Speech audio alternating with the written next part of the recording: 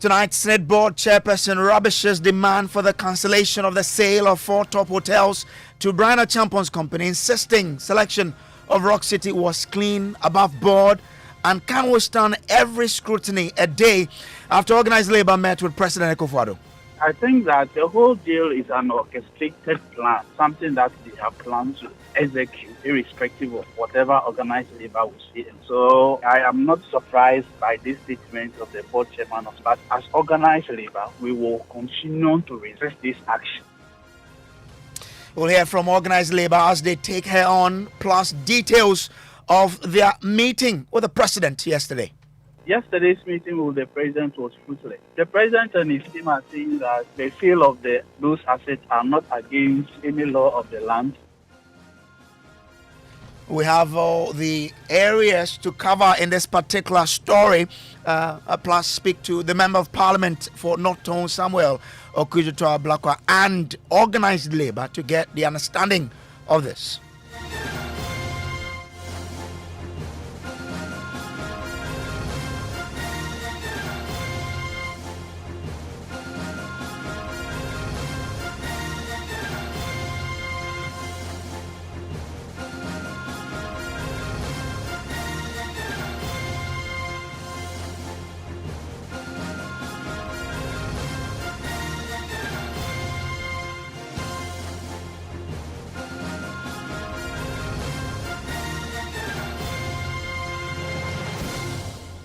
And Top Story is always brought to you by Telecel, connecting energies. Now tonight, the board chairperson of SSNIT, Elizabeth Ohene, is defending the selection of Bryan Acheampong's Rock City Hotel as the preferred bidder for the sale of its 60% stake in 4 top hotels, describing the process as clean, above board, and one that can withstand every scrutiny. These comments come barely a day after Organised Labour met with President Akufo Addo to demand outright cancellation of this deal. But in an explosive column authored by Madam Ohene, she insists there is no trace of corruption regarding the selection of Rock City Hotel in this particular deal. We'll hear from Organised Labour shortly, but my colleague Latif Idris joins me in studio with details of this particular article. Latif, what's the SSNIT Board Chair's defense of the selection of Rock City in 2018? So Kojo, this is Madam Ohene coming out first time to make a public statement on this particular matter. And this is what she says in that particular opinion that she has put out. That, quote, I am able to say with the utmost certainty that the process that led to the selection of Rock City as the preferred bidder was clean, above board, and met every rule and regulation and can withstand every scrutiny.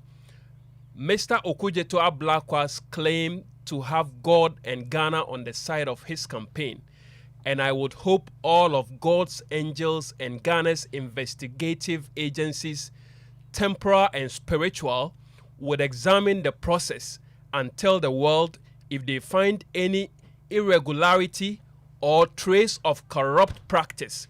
Indeed, if they should find any evidence of corruption, Madam Ohene concludes, I will assume and accept responsibility and expect to be prosecuted. So she goes hard there. Now, she is of the view that the only issue those calling for the cancellation of the deal have with the deal is the fact that Rock City belongs to the Greek Minister Bryan Acheampong. What's the basis of this argument?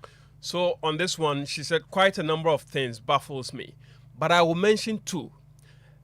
The suggestion that this was some secret thing being done that has been discovered and sordid details are being exposed by a member of parliament. And secondly, the suggestion that the President of the Republic and by extension, the government took the decision and was in some way in charge of the divestiture process of the shares in the hotels owned by SSNIT. If you want to do something in secret, it will be very strange to announce your intentions with advertisement in the Daily Graphic, the Ghanaian Times, and the Economist. And yet, that is exactly what SSNIT did when its board of trustees took the decision to seek a strategic investor to take a 60% stake in the 6 hotels it owns. The advertisements were followed by various public statements by SSNIT executives at various stages. Once the process got going. Indeed, the last 2 times that SSNIT appeared before the Public Accounts Committee of Parliament, the subject of trying to find a strategic investor in the hotels came up, and SSNIT was urged to hurry with the process and conclude what it was doing. Interesting. So this is the board chair giving us some of the things that probably we've not heard. Now, she argues that SSNIT's board doesn't need the permission of the president to select a strategic investor, for the hotels. Tell us more about that. So on this score, she says that Ghanaians are being urged to think and believe that getting a strategic investor to take a stake in the hotels amount to a sordid crime. I am at a total loss to understand how the president and the government got into this. Mr. Okudzeto Ablakwa appears to know something I don't. The Board of Trustees certainly did not go to get permission or even inform the President of the Republic or any minister about the decision to seek a strategic investor to take a stake in the hotels. The board did not need such permission. What was not obliged to inform the government and did not do so. I have seen no evidence in the records of past boards going to the government of the president to get permission to make an investment decision. The board did not involve the president, nor the minister, nor the government in the process. The act that governs SSNIT makes no such provision, and I had in the process, the act that governs SSNIT makes no such provision, and I had, though it was in everyone's interest that the pension fund is kept away from government interference. She concluded by saying, obviously, a demonstration is more sexy when it ends at Jubilee House. But I assure the honorable member for North Tongue, he was out by a long shot.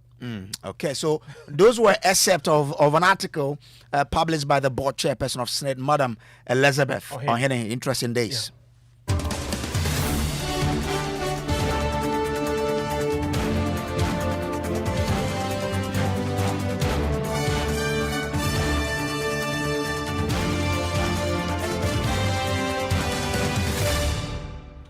All right, so let's go on the phone lines now and speak to Member of Parliament from North Tongue, Samuel Okudzeto Ablakwa.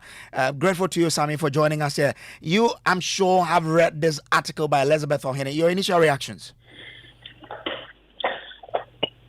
My reaction is that it has taken the board chair a very long time to speak to the matters in issue, matters that are of deep concern to all Ghanaians, particularly Ghanaian workers.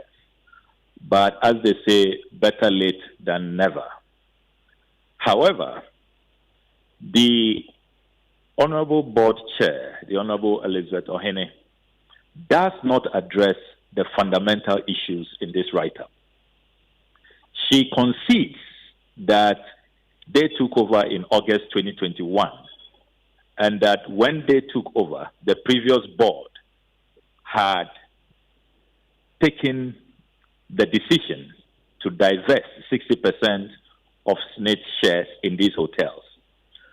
But having taken over, and she herself says that she was determined that all of what they inherited, she would not pass the can to the next board, and that she will try to implement all of what they have inherited from a previous board. So once you tell us that, you should be telling the Ghanaian people what were the considerations. Remember that when this national discussion started, SSNIT sought to create the impression that all these hotels were not doing well. I had to put out the financial statements of these hotels, particularly Labadi Beach Hotel from Deloitte, which exposed that attempt to put all the hotels in the same bracket. So many Ghanaians subsequently have been asking, including my good self, why do you treat all these hotels in the same manner?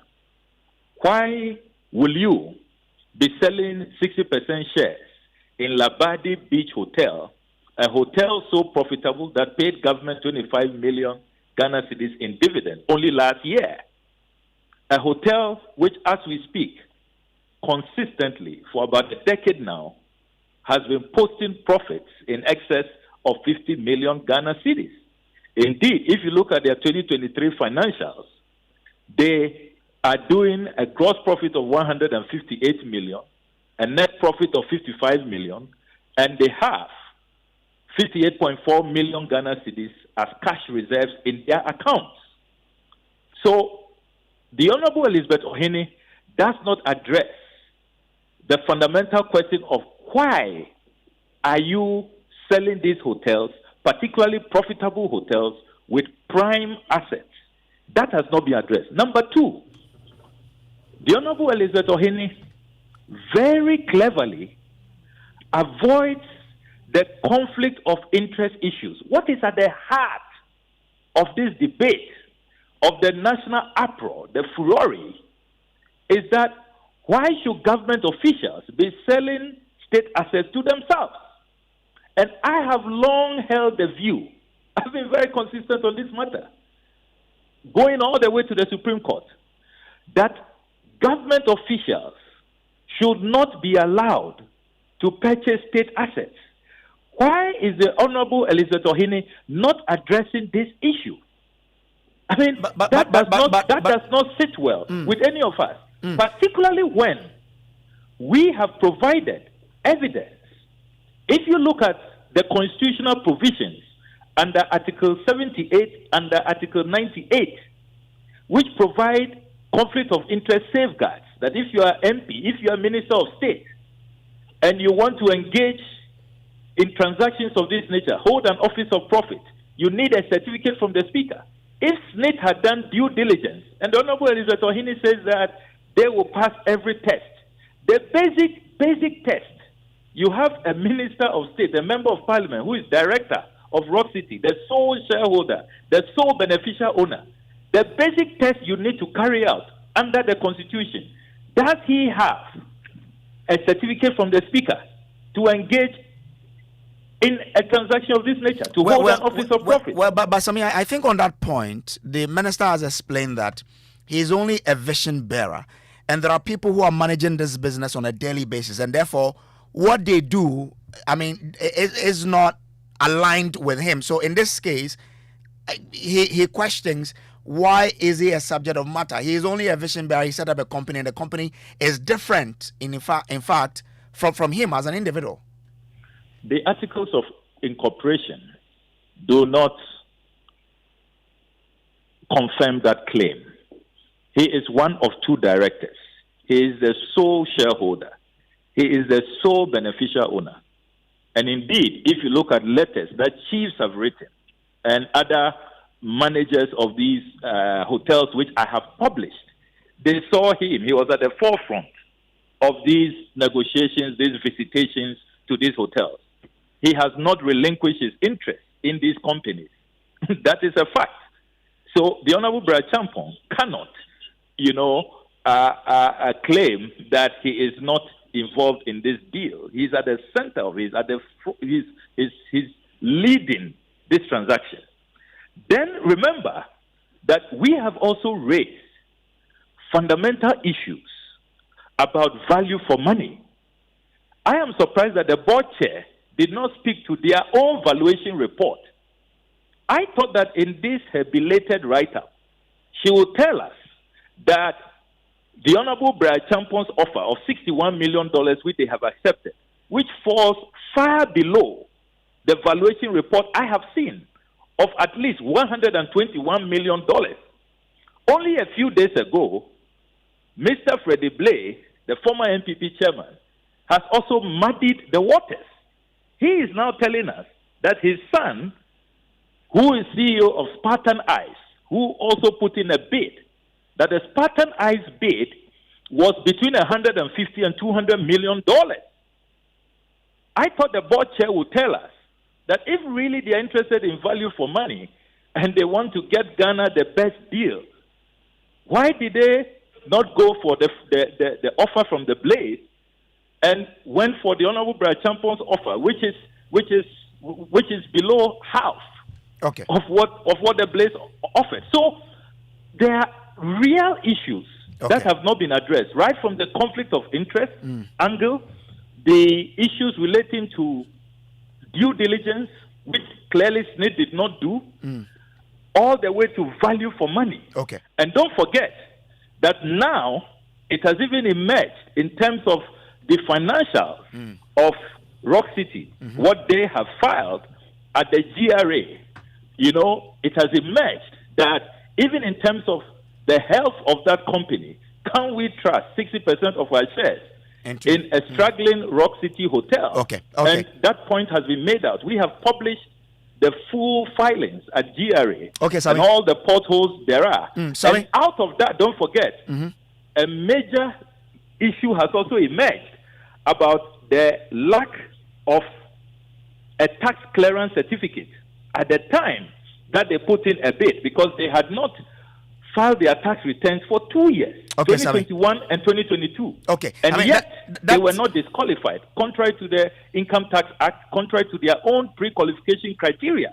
So that's an issue that we need to look into. But stay with me. Let me bring in Adam Senano, who is co-chair for the Citizens Movement Against Corruption. Adam, I'm grateful for joining. I mean, for the first time, we're hearing the chairperson of SSNIT Board defending their decision, and in fact, going ahead to say that indeed, if they should find any evidence of corruption, quote, I will assume and accept responsibility and expect to be prosecuted. Isn't this someone who knows that no wrong was done? And that's why she's coming out this way. Well, thank you.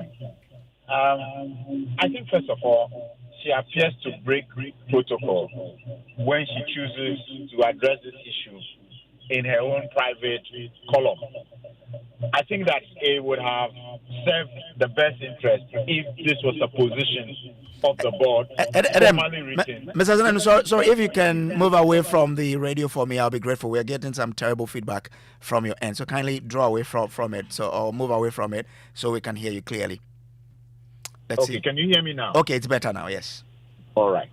So I was saying that, first of all, the decision by Madam Ohini to write in her own personal column as chair of the board is a breach of protocol. If you are the board chair of an entity, there are formal channels. This should have been picked up officially, put on letterhead. Perhaps you have your public officer put it out there, and we can engage around it. Writing in her own column appears to me not to be taking this matter as seriously as the citizens of this country want it to be tackled. And then she proceeds to ignore the substantive issues. She does not tackle anything such as she focuses on permission from the presidency, what is wrong with a strategic investor. Those are not the substantive issues. And I think that Mr. Okudzeto Blackwell has addressed the substantive issues comprehensively for our attention. Question is, why does a Labadi Beach hotel need a strategic investor? A hotel that is doing very well. To what end and for what purpose? And no explanation has been brought or provided in terms of this article why this hotel needed a strategic investor. Especially when you know that SSNIT needs these long-term investments in order to be able to sustain what it must provide in terms of pensions, etc. We are wondering what kind of other investment are they thinking about? What is this strategic investor bringing to the table, especially when you think about Labadi Beach Hotel? So I don't think that Madam Ohini provides for us any value in this personal article in her own column, which does not address the substantive things. If anything at all, what she does is to make us begin to wonder whether the chair of the SSNIT board has the capacity to analyze the important issues and address them as the board chair and lead that board to provide answers that SSNIT needs in this day and time. But isn't she also right in a way to question the motive of the timing that she says, I mean, the advertisements were published in the Daily Graphic, the Ghanaian Times, and the Economist.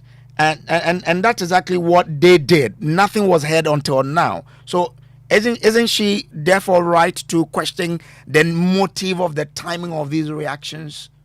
No, she's not.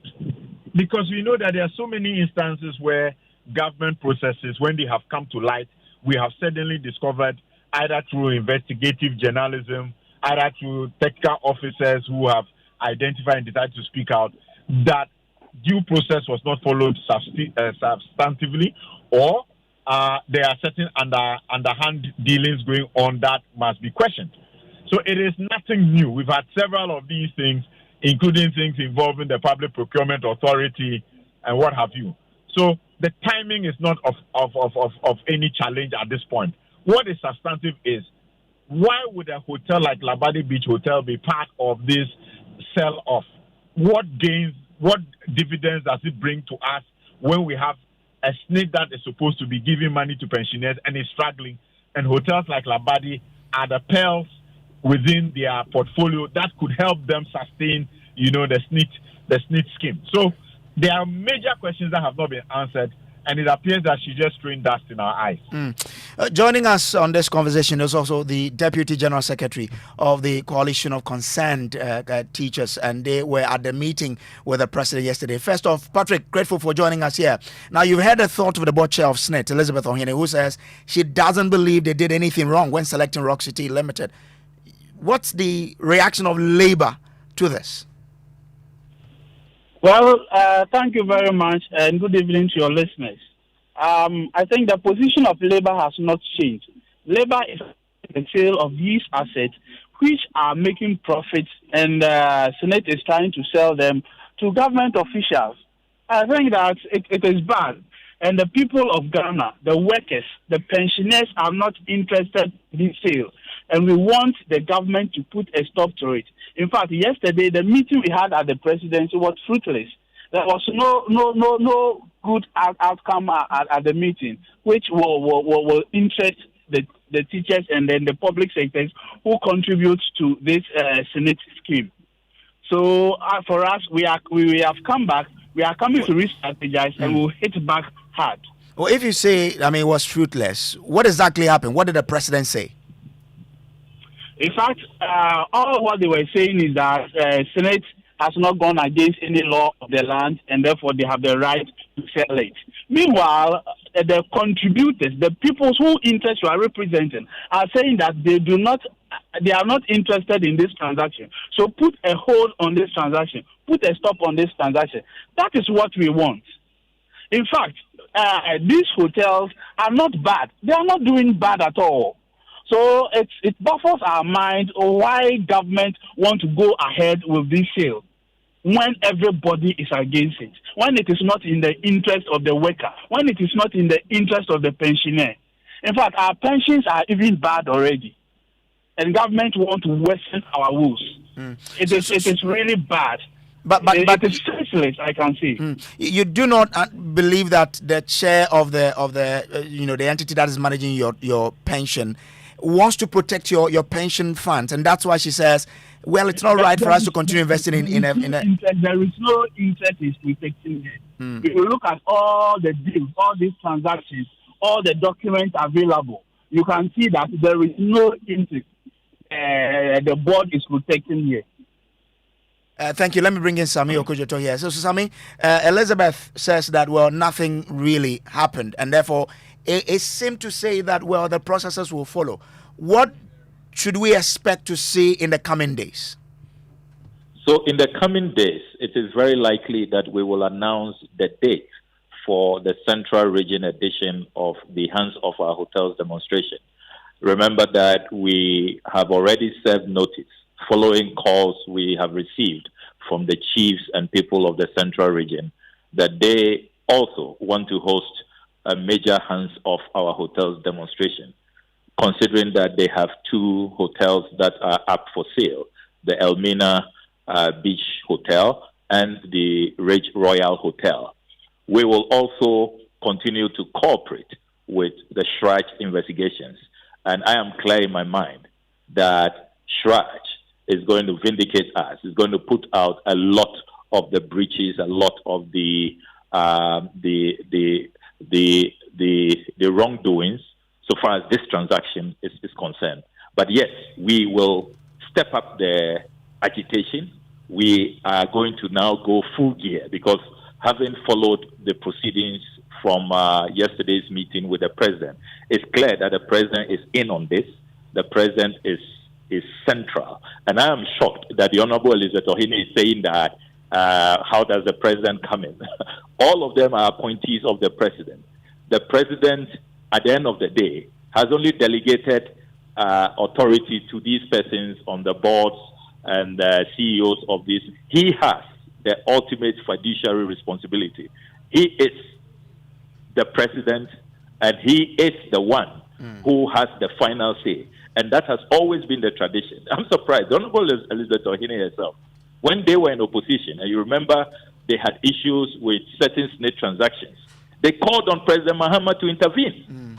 Check official statements from the MPP, some signed by Boabi Asamoah, some signed by Anthony Cabo, by the chairman of the MPP. The Honorable Elizabeth Ohene was with them, attended some of those press conferences. They called on President Mahama to intervene. So what are we doing that is different? Why are they trying to create a non-existent Chinese wall between the Ghanaian people and our president, who has ultimate responsibility?